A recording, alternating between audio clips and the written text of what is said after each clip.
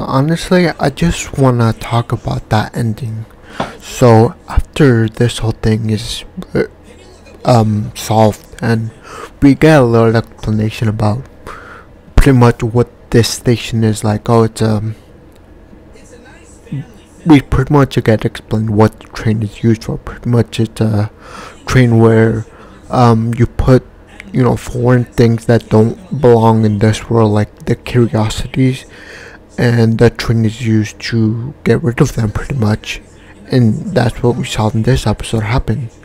And the last part especially, we got a lot of like, now we understand a lot more.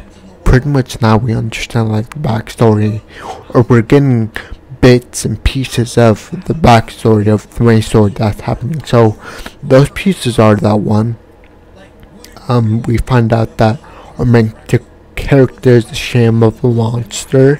So I'm guessing by being called that, he was probably like a child born from like wedlock or something, like a bastard child, I guess, like a curiosity, or I guess a monster, and like an actual human is his parents. And then we get more that's revealed that they're not actually like siblings by blood or anything. Like, they're from the same place, or no, they're not from the same place, but what I got is that they're not siblings by blood. And that Otto clearly, it's sounding like she ran away. It sounded like the way he explained it, that she ran away from her original world, and she kind of like found her way, I guess. Like then her main character like picked up, and then after she explained everything that happened to her, like why she actually left, which we still don't know. So but like after she tells him like why she actually left, like maybe she got the idea of like, oh, your parents are gonna miss you, so I'm take on the responsibility of bringing you back home. And clearly it's there were some major death flags, like the conductor, whatever, the person at the station said that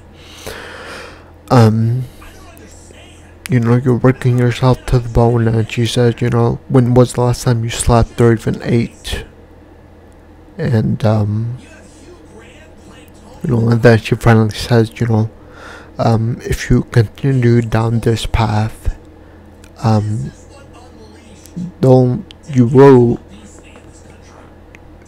you might get like what you want, which is obviously the Otto back home. But in you doing so, the price is that you ultimately die. So I feel like the ending was kind of foreshadowed here, and this is all the theory, so take it with a grain of salt. So I feel like at the end of this show, there's gonna be a whole, like, I guess not a problem, but they are gonna reach their goal of like, yeah, they're sending Otto back home, and our main character has to pay the price of like his death. And if I had to guess, Sumire, like she kind of like develop feelings for him. Maybe not like romantic, but like certainly to like she has grown attached to him.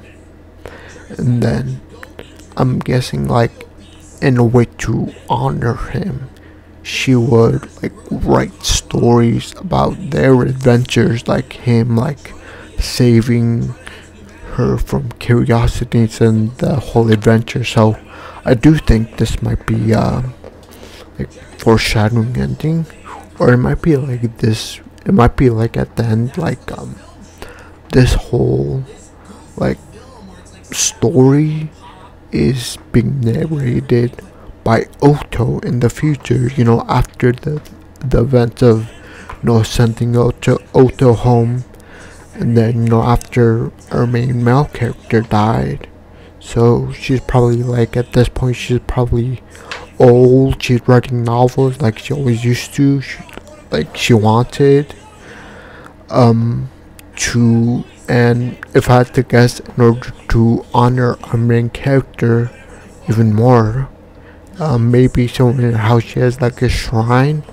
And I'm guessing that girl, I forgot her name, but the girl that was saved this episode might have, like, grown up to be friends. And, they talk about, like, oh, remember that time, like, he saved me from, like, death, from this curiosity of youth and everything, and all those things.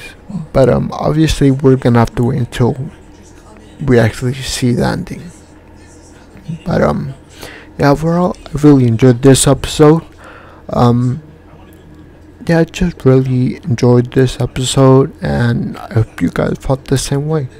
But I think I'm just gonna end it here. Please leave a like, subscribe, and I'll see you next time. Bye.